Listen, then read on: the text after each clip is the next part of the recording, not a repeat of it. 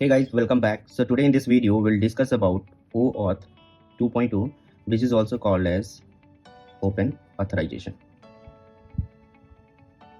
So इस video में हम बात करेंगे प्रॉब्लम के बारे में और OAuth कैसे इसको सॉल्व करता है और देन स्टेप बाय स्टेप देखेंगे इसको कैसे इजीली हम इम्प्लीमेंट कर सकते हैं। तो सबसे पहले स्टार्ट करते हैं प्रॉब्लम के बारे में। तो एक सिनेरियो ले लेते हैं जो हमारा अभी ट्रेडिशनल हम डेवलप करते हैं। लाइक हमारे पास एक UI है, फ्रंट एंड बना हुआ है और हम एक बैक एंड सर्विस जो हमारी है API जो इसको सर्व कर रही है। इसको आप अपनी एक फिटनेस ऐप समझ लीजिए। यूज़र आता है तो सबसे पहले उसको एक रजिस्ट्रेशन प्रोसेस से गुजरना पड़ता है। आप API कॉल करते हो, उसकी डेटाबेस में एंट्री करते हो, उसको एक लंबा सा फॉर्म फिल करना होता है and then after registration, successful registration, आपने उसको ईमेल सेंड किया और वेरीफाई किया, उसके बाद आप उसको एक्सेस देते हो लॉगिन के लिए।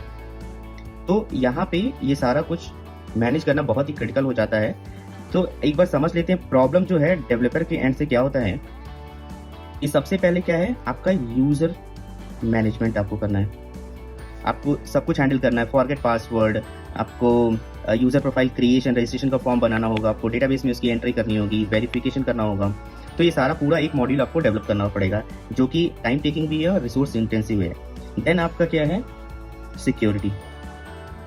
आपकी जो भी API कॉल हो रही है उसके लिए अभी ओपन है, उसके लिए आपको एक्स्ट्रा जो है आपको JRT इम्प्लीमेंट करना पड़ेगा। इसमें अलग से आपने डेटाबेस से इंटरेक्ट किया, उसके बाद आप टोकन जनरेट कर रहे हो, फिर उसको टोकन वैलिडेट कर रहे हो, तो ये प्रॉब्लम आती है। थर्ड जो प्रॉब्लम है कि अगर आपको जो मॉडर्न अभी ये चल रहा है, आपको जैसे फिटनेस ऐप है उसका कैलेंडर एक्सेस करना है जो भी यूज़र है, तो आप उसको नहीं कर सकते। जैसे जीमेल में आपका कैलेंडर है और कुछ आप उसमें ऐड करना चाहते हो वर्कआउट से रिलेटेड या कुछ भी, तो आप उसको ऐड नहीं कर सकते।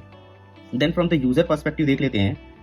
यूज़र जो है उसके लिए क्या है, सबसे जो प्रॉब्लमेटिक है उसका जो क्रेडेंशियल है वो शेयर हो रहा है हर जगह पे, हर एक ऐप पे। जैसे आपने फिटनेस ऐप बनाई, सो इसमें उसको अपना यूज़र ID एंड पासवर्ड डालना पड़ेगा। आपने फिटनेस की ऐप बनाई, कल को यूज़र को कोई और ऐप योगा की मिली तो उसमें भी उसको रजिस्टर करना पड़ेगा। तो ये बहुत ही हेक्टिक प्रोसेस हो जाता है। सो जिसमें यूज़र को एक बहुत ही पुअर एक्सपीरियंस, जो कहते हैं पुअर यूज़र एक्सपीरियंस, उसका फील होने लगता है। आप ही की जैसे फिटनेस ऐप है, आपने 2-4 एप्लीकेशन बना ली तो सभी में उसको रजिस्ट्रेशन के प्रोसेस से गुजरना पड़ेगा, तभी आप उसको लॉगिन दे पाओगे।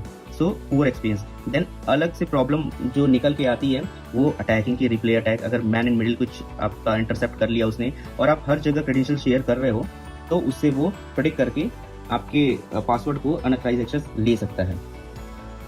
इसी को सॉल्व करने के लिए OAuth इम्प्लीमेंट होता है। OAuth में बहुत सारी प्रॉब्लम थी जिसको अडॉप्ट नहीं कर रहे थे सारे प्लेटफॉर्म। सो इसीलिए 2.0 बना जिसमें एडिशनल फीचर के साथ ये इम्प्लीमेंट हुआ।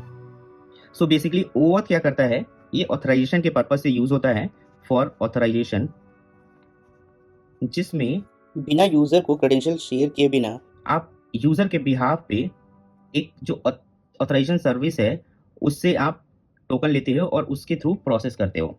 सो इस प्रोसेस को भी एक बार समझ लेते हैं। सपोज एक यूज़र आया, ओके, आपकी सेम वही UI की एप्लीकेशन है, आपकी API बनी हुई है और यहाँ पे ऑथराइजेशन सर्विस जो बनी हुई है। सो अब इसको स्टेप देख लेते हैं क्या होता है। फर्स्ट कॉल आपकी UI पे जाएगी, उसने ऑथराइजेशन सर्विस, ये अभी इसको Gmail मान लेते हैं, इसमें बहुत सारे हैं, जैसे Azure ADB है और Octave, बहुत सारे हैं अभी इसमें।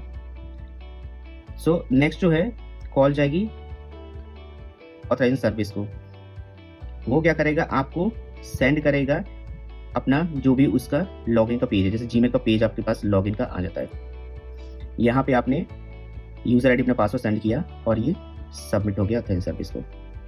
ये क्या करेगा, यहाँ पे वैलिडेट करता है और चेक करता है कि वैलिड है कि नहीं, और देन यहाँ पे आपको रिटर्न करता है एक्सेस टोकन एंड देन इसके साथ ही रिफ्रेश टोकन भी होता है। और देन आपके पास अब आ गया। अब आप क्या कर सकते हो, एज अ बेयरर कॉल इसको अपनी ऐप को ये ट्रांसमिट कर दोगे। तो इसमें क्या हो गया, आपने डेलीगेट कर दिया अपने ऑथेंटिकेशन एंड ऑथराइजेशन जो मॉड्यूल था उसको एक थर्ड पार्टी को, जो ये सारा कुछ हैंडल कर रही है। तो आपका ओवरलोड जो हो रहा था कि इस मॉड्यूल को डेवलप करने में, वो कम हो गया फ्रॉम द डेवलपर पर्सपेक्टिव। आपका जो इसके सोल्यूशन को देख लेते हैं एक बार। अब ये जो पूरा जो सिस्टम है आपका टोकन बेस्ड हो गया, जो कि मोर सिक्योर है।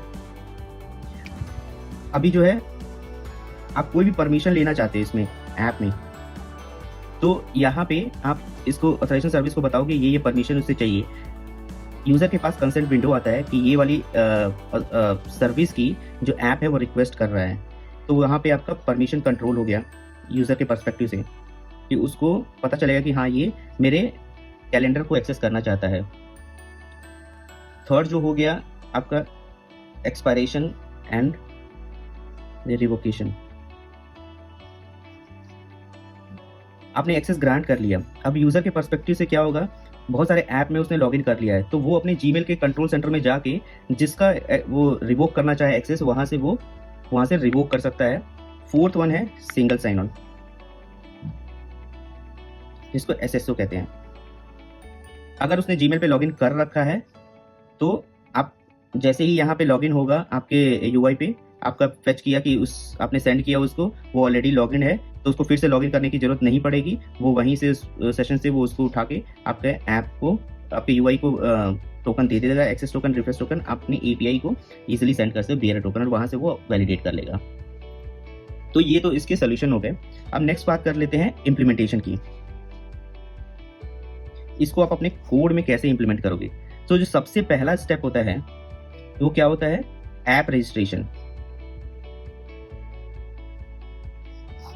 आप कोई भी एप्लीकेशन डेवलप करने जा रहे हो, जैसे फिटनेस की ऐप डेवलप करने जा रहे हो, तो आप गूगल में जाओगे, वहां पे अपने ऐप को रजिस्टर करोगे, वहां पे आप डालोगे ऐप का नेम, आपकी ऐप का नेम क्या रहने वाला है, आपका स्कोप क्या है, क्या क्या आप उसमें लेना चाहते हो, जैसे कैलेंडर को एक्सेस करना चाहते हो, कॉन्टैक्ट को एक्सेस करना चाहते हो। आप उसमें फिर डालोगे कि आपका जो ये कॉल बैक है, जब ये ऑथेंटिकेट हो जाएगा तो किस यूआरएल पे आपको ये लैंड करे, जिसको कॉल बैक कहते हैं, कॉल बैक यूआरएल। जब यहाँ पे ये आपका ऑथेंटिकेट हो जाएगा तो ऑथराइजेशन सर्विस जो है आपको एक यूआरएल पे एक्सेस कोड जो है वो भेजेगी, access token and refresh token भेजेगी, तो वो कॉल बैक यूआरएल डालते हैं इसमें। एंड देन आपका फ्लो, किस टाइप का फ्लो रखते हैं, इसमें फ्लो के बारे में हम डिस्कस करेंगे, और नेक्स्ट वीडियो में हम डिटेल में डिस्कस करेंगे कि फ्लो को कैसे इंप्लीमेंट करें step by step. So flow डालेंगे, ये अभी जो है सबसे बेसिक वन जो है इम्प्लिसिट फ्लो है, इसको कंसीडर कर सकते हो। तो इस तरीके से आपका ऐप रजिस्टर हो गया। ऐप रजिस्टर होने के बाद आपको मिलती है client ID and client secret की। ये दो जो है बहुत ही इंपॉर्टेंट रोल प्ले करते हैं। ये क्या करते हैं, जब आपको ये दोनों मिल गया तो आप इसी के बेसिस पे अपने यूआई में इसको ऑथराइजेशन सर्विस को इन्वोक करोगे फॉर लॉगिंग, जिसके लिए आपको डिफरेंट यूआरएल, आप जो भी ऑथराइजेशन सर्विस है, जीमेल का कुछ अलग है, एज्योर का जो है कुछ अलग है, बट कॉन्सेप्ट यही रहता है, आपको क्लाइंट आईडी एंड सीक्रेट की लेके ही भेजना होता है। और फिर जब आपने ये इन्वोक कर दिया तो आपके जो एपीआई है, बैकएंड एपीआई, इसमें वैलिडेट भी आपको करना पड़ेगा कि जो रिक्वेस्ट आ रही है ये वैलिड इश्यूअर है कि नहीं। आपकी एपीआई तो कॉल कर रही है, कल को कोई थर्ड पार्टी भी आपको ये कॉल कर सकता है, तो इसलिए आप क्लाइंट सीक्रेट की इसमें भी डालते हो, और जिसके थ्रू आप वैलिडेट करते हो कि ये बेयर टोकन जो आ रहा है ये वैलिड है कि नहीं। एज्योर में है जो वो टेनेंट आईडी का कॉन्सेप्ट चलता है, उसको जब एज्योर के बारे में डिस्कस करेंगे तो हम उसके बारे में बात कर लेंगे। अभी जो है कितने टाइप के फ्लो होते हैं वो एक बार देख लेते हैं। फ्लो फ्लो जो होता है, सबसे पहले जो सबसे बेस्ट मानते हैं वो होता है ऑथराइजेशन कोड फ्लो। इसके बारे में डिटेल में हम नेक्स्ट वीडियो में बात करेंगे। Authorisation code flow basically 2 step होता है। फर्स्ट में क्या होता है कि आपको कोड मिलता है, और फिर उस कोड को लेके आप एक नेक्स्ट कॉल करते हो, जिसमें कि क्या होता है कि आपको रिफ्रेश टोकन मिलता है। देन होता है इम्प्लिसिट फ्लो। ये same as authorization code flow की तरह होता है, बट इसमें 1 कॉल में ही आपको एक्सेस टोकन मिल जाता है उसी सेम यूआरएल में, बट ये लेस सिक्योर होता है as compare to this one. और थर्ड वन जो है आपका क्लाइंट क्रेडेंशियल फ्लो। इसमें क्या होता है, मशीन से मशीन का इंटरेक्शन होता है। जैसे आपकी एक एपीआई जो है वो दूसरे एपीआई से कॉल करना चाहती है, आपने सर्विस से ही कॉल कर लें, सो इस समय ये क्लाइंट फ्लो में होता है। और नेक्स्ट होता है रिसोर्स ऑनर पासवर्ड फ्लो। ये सबसे वर्स्ट होता है, क्योंकि इसमें आप अपने ऐप में ही यूजर आईडी पासवर्ड को रिसीव करते हो और देन उसको ऑथराइजेशन सर्विस को भेजते हो। तो इसको जो है अभी ये बहुत ही वर्स्ट माना जाता है, इसको यूज़ नहीं करते हैं। मोस्ट एंड वाइडली यूज ये है ऑथराइजेशन कोड फ्लो। आज के लिए बस इतना ही, मिलते हैं नेक्स्ट वीडियो में। Till then happy learning and good bye.